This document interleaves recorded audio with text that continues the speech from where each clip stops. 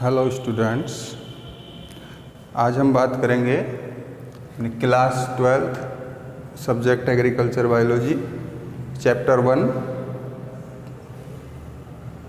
पादप प्रजनन plant breeding topic mutation and उत्परिवर्तन के बारे में। तो इसमें देखिए, सबसे पहले अपन बात करें उत्परिवर्तन कहते किसे हैं। तो जीवों के लक्षणों में होने वाले अकस्मात यानी कि अचानक वंशानुगत परिवर्तन होना उत्परिवर्तन कहलाता है। कि जीवों के लक्षणों में होने वाले अकस्मात वंशानुगत परिवर्तन उत्परिवर्तन कहलाते हैं। उत्परिवर्तन कहलाते हैं।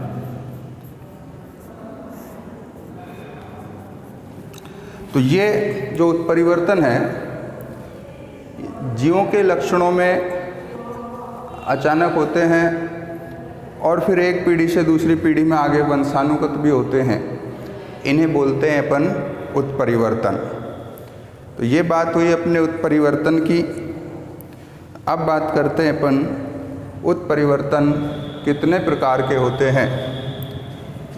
तो उत्परिवर्तन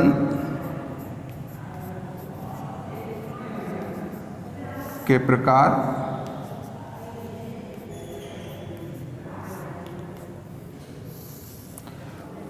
उत्परिवर्तन को हम दो भागों में बांट सकते हैं। पहला स्वतः उत्परिवर्तन और दूसरा प्रेरित या कृत्रिम उत्परिवर्तन। तो पहले अपन बात करते हैं स्वतः उत्परिवर्तन की। स्वतः उत्परिवर्तन जैसे कि इसके नाम से हमें पता चल रहा है कि स्वतः उत्परिवर्तन प्रकृति में स्वतः होते हैं, अपने आप उत्पन्न होते हैं। अब यानी कि अपन बोल सकते हैं कि प्रकृति में अज्ञात कारणों से ये उत्परिवर्तन होते हैं। अज्ञात कारणों से उत्पन्न होते हैं। तो स्वतः उत्परिवर्तन अज्ञात कारणों से उत्पन्न होते हैं। अब ये अज्ञात कारण क्या हो सकते हैं? ये अज्ञात कारण डीएनए त्रुटि हो सकती है कि डीएनए त्रुटि के कारण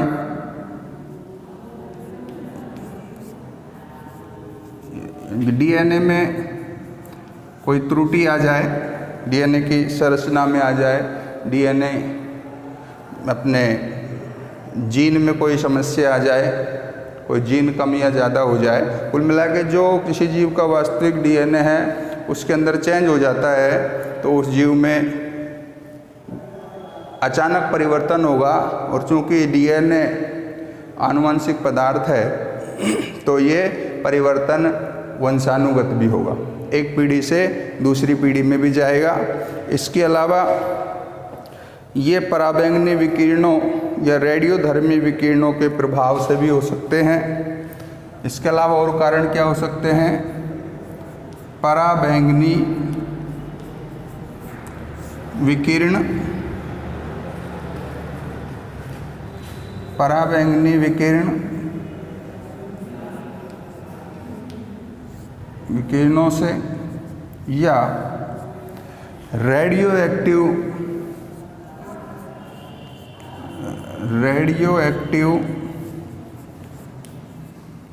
पदार्थों से जो किरणें निकलती हैं उनसे हो सकता है।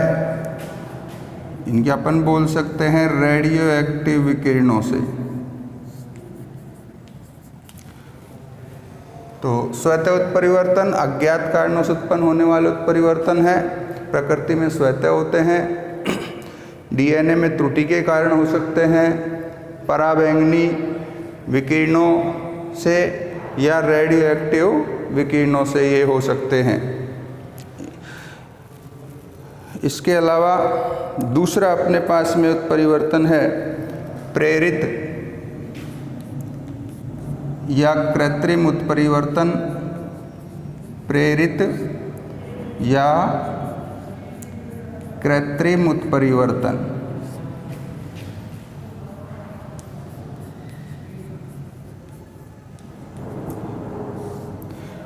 प्रेरित या कृत्रिम उत्परिवर्तन मनुष्य के द्वारा उत्पन्न कराए जाते हैं। कृत्रिम रूप से प्रकृति में वो स्वतः नहीं होते, स्वतः होते हैं तो उन्हें अपन स्वतः उत्परिवर्तन ही बोलते हैं। तो प्रेरित उत्परिवर्तन किसके द्वारा कराए जाएंगे? मनुष्य के द्वारा करवाए जाते हैं, कृत्रिम रूप से संपन्न कराए जाते हैं। अब जिन कारकों के द्वारा अपन प्रेरित उत्परिवर्तन संपन्न कराते हैं उन कारकों को बोलते हैं उत्परिवर्तनजन, या अपन कहें उत्परिवर्तन उत्पन्न करने वाले कारक। उत्परिवर्तन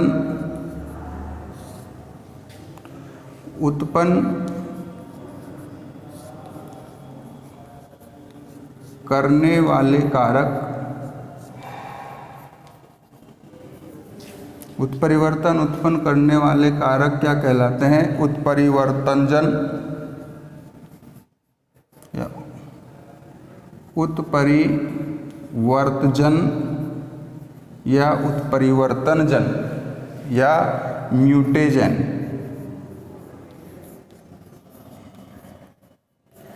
या म्यूटेशन कहलाते हैं। कौन से कारक कहलाएंगे? उत्परिवर्तनजन या उत्परिवर्तजन वे कारक जो उत्परिवर्तन उत्पन्न करते हैं, जिनके द्वारा हम किसी भी जीव में कृत्रिम उत्परिवर्तन संपन्न कराते हैं।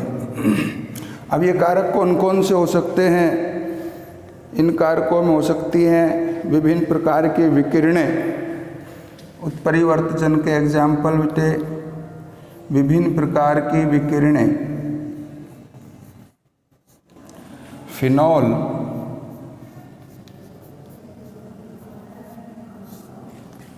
मस्टर्ड गैस,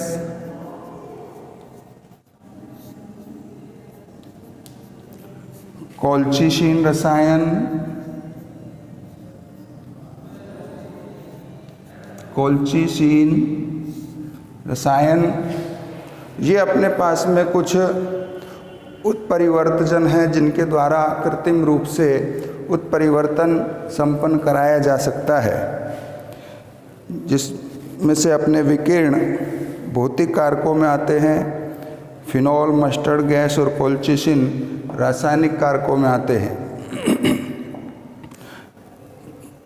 प्रेरित उत्परिवर्तनों के कारण फसल सुधारने की विधि को उत्परिवर्तन प्रजनन कहते हैं। उत्परिवर्तन प्रजनन। उत्परिवर्तन प्रजनन। हालांकि इसकी बात अपन अगले टॉपिक में करेंगे। उत्परिवर्तन प्रजनन किसे कहते हैं? उत्परिवर्तनों के द्वारा फसल सुधारने की विधि। प्रेरित उत्परिवर्तनों प्रेरित उत्परिवर्तनों के द्वारा फसल सुधारने की विधि। फसल सुधारने की विधि। प्रेरित उत्परिवर्तनों के द्वारा फसल सुधारने की विधि को कहते हैं उत्परिवर्तन प्रजनन। जैसे प्रेरित उत्परिवर्तन से कुछ किस्में बनाई गई हैं। फॉर एग्जाम्पल, प्रेरित उत्परिवर्तन से किस्में बनाई गई है जैसे शरबती सोनारा, शरबती सोनारा, शरबती सोनारा, गन्ने की TS फर्स्ट और TS सेकंड। गन्ने की टीएस फर्स्ट व टीएस सेकंड किस्में।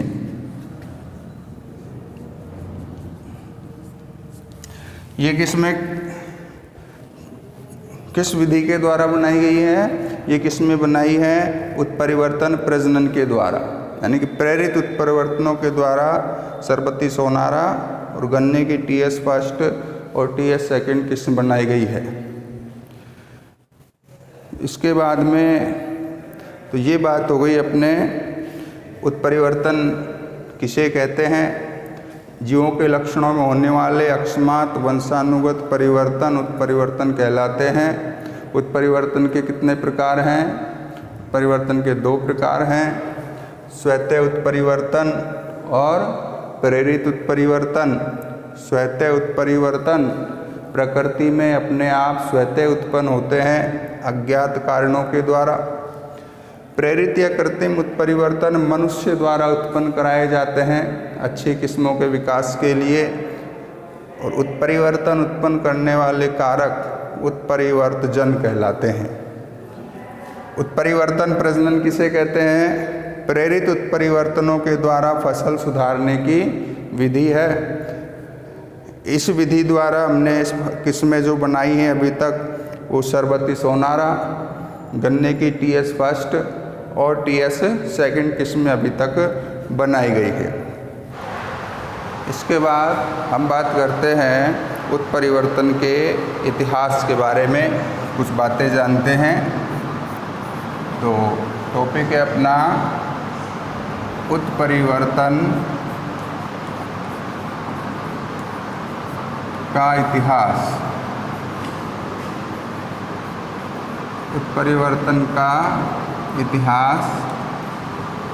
उत्परिवर्तन के इतिहास में आप कुछ वैज्ञानिकों के नाम देखेंगे जिन्होंने उत्परिवर्तन पर काम किया है। जैसे अपने पास ह्यूगो डी ब्रीज है, सेट राइट है और मॉर्गन है। तो पहले बात करते हैं अपन Hugo de Vries. Hugo de Vries नामक वैज्ञानिक के बारे में। सन 1900 ह्यूगो डी ब्रीज नामक वैज्ञानिक ने सन 1900 में सबसे पहले म्यूटेशन शब्द का प्रयोग किया। इन्होंने सर्वप्रथम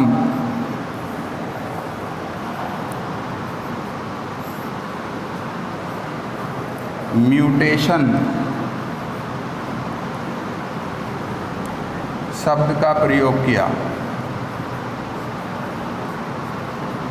जो हम आज परिवर्तन शब्द या म्यूटेशन शब्द काम में लेते हैं, वो देने वाले वैज्ञानिक कौन है? ह्यूगो de Vries. Hugo de bridge.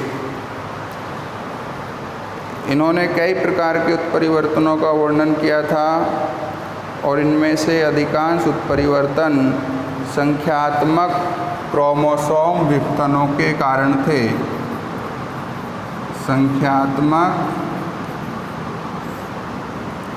Chromosome यानी कि गुणसूत्र,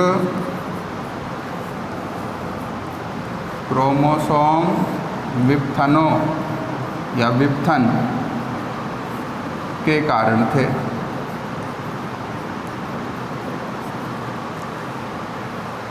इन्होंने जो भी उत्परिवर्तन बताए उनमें अधिकांश उत्परिवर्तन संख्यात्मक क्रोमोसोम विघटन के थे।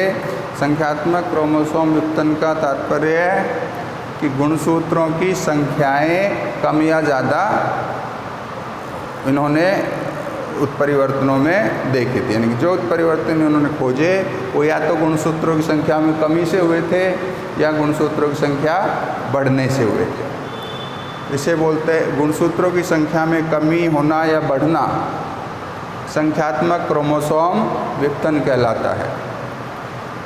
इसके बाद में उत्परिवर्तन के ऊपर दूसरा नाम आता है सेट राइट, सन 1791 का। सेट राइट सन 1791।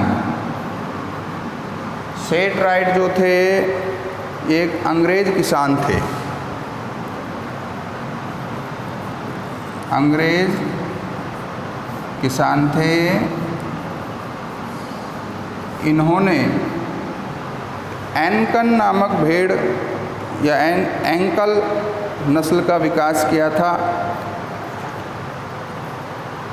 इन्होंने जो उत्परिवर्तन से भेड़ के नस्ल प्राप्त की, एंकल नस्ल, उस नस्ल को नाम दिया गया एंकल नस्ल की भेड़, अंग्रेज किसान सेट राइट ने विकसित की थी।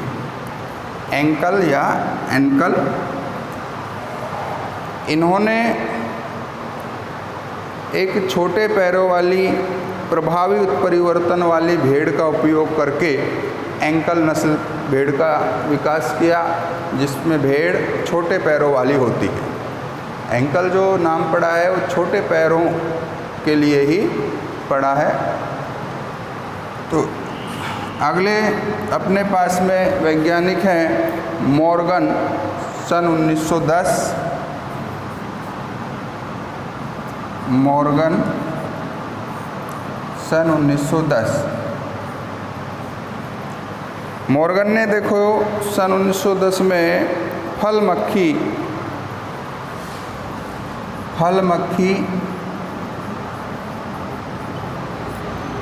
ड्रोसोफिला मेलेनोगैस्टर, फल मक्खी ड्रोसोफिला वंश है, पूरा नाम ड्रोसोफिला मेलेनोगैस्टर है। इन्होंने फल मक्खी में सफ़ेद आँख के उत्परिवर्तनों की खोज की। फल मक्खी में सफ़ेद आँख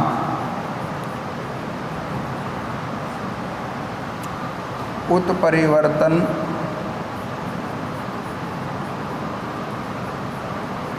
सफ़ेद आँख उत्परिवर्तनों की खोज इनके द्वारा की गई।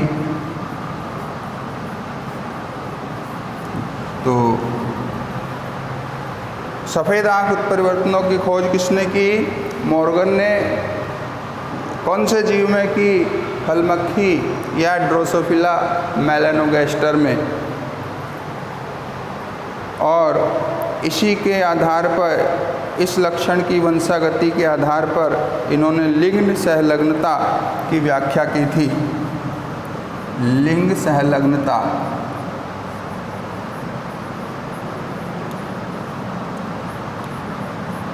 की समुचित व्याख्या मॉर्गन ने की थी।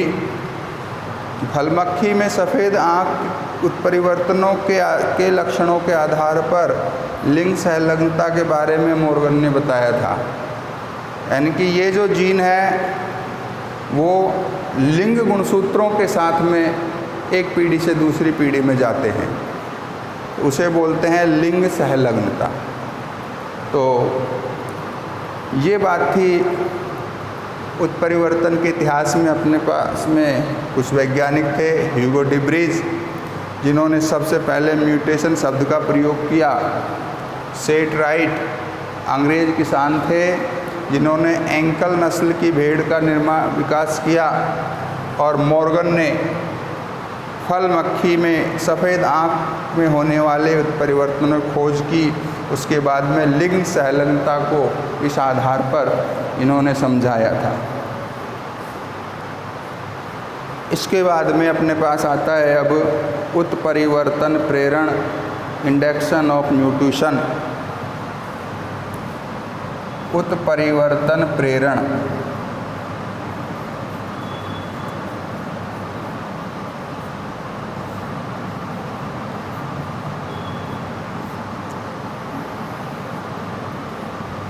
उत्परिवर्तन प्रेरण क्या है? देखिए, कुछ भौतिक एवं रासायनिक कारकों द्वारा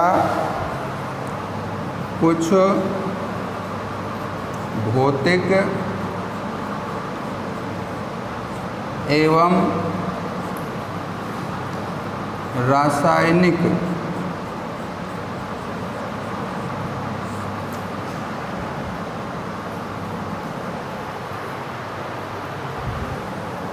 कारकों द्वारा कुछ भौतिक एवं रासायनिक कारकों द्वारा उपचार करने पर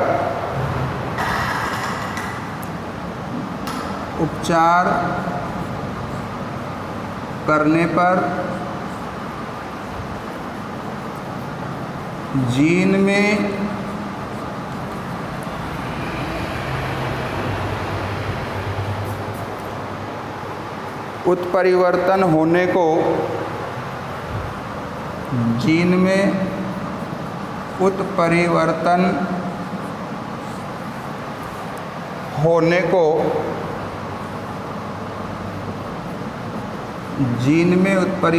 होने को उत्परिवर्तन प्रेरण कहते हैं। उत्परिवर्तन प्रेरण कहते हैं।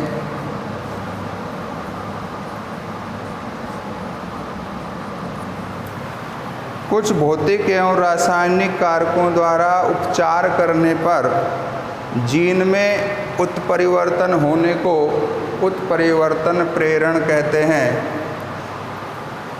भौतिक और रासायनिक कारक हमने पढ़े थे, जैसे कोई विकिरण है, मस्टर्ड गैस, फिनॉल, कॉलचिसिन, ये भौतिक और रासायनिक कारक है। इनके द्वारा पौधे की कोशिकाओं को उपचारित किया जाएगा, जिससे जीन में उत्परिवर्तन उत्पन्न होगा। तो इस प्रकार उत्पन्न होने वाले उत्परिवर्तन को उत्परिवर्तन प्रेरण कहते हैं। उत्परिवर्तन प्रेरण में सक्षम कारकों को उत्परिवर्तन प्रेरण में सक्षम कारकों को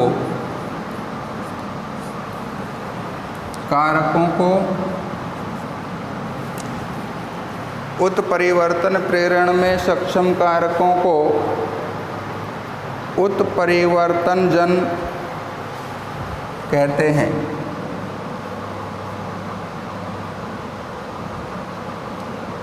उत्परिवर्तजन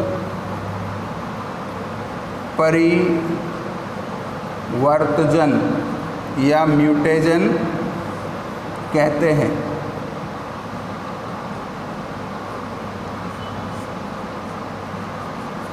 म्यूटेजन कहते हैं। इन कारकों के इस गुण को उत्परिवर्तनी गुण कहा जाता है तथा इन कारकों के इस गुण को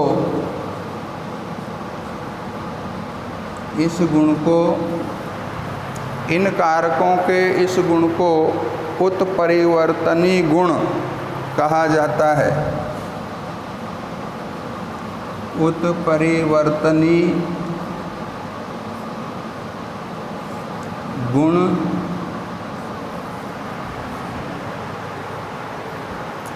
कहा जाता है।